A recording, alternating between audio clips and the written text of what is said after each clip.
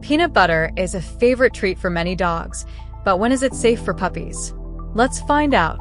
Puppies can have a small amount of peanut butter once they're around 8 weeks old and eating solid food. But be careful, not all peanut butter is safe. Always choose natural, unsalted peanut butter with no xylitol, a sweetener that's toxic to dogs. Safe. Natural, unsalted, xylitol-free. Unsafe. No xylitol, sugar, or artificial sweeteners. Peanut butter should be an occasional treat. Too much can cause weight gain. Start with a tiny amount and watch for any allergies. Start with a pea-sized amount. Use as a training treat or Kong filler.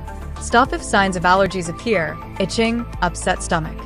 So, when can puppies have peanut butter? After 8 weeks old, in small amounts and only the safe kind. Follow these tips, and your pup will enjoy this tasty snack safely.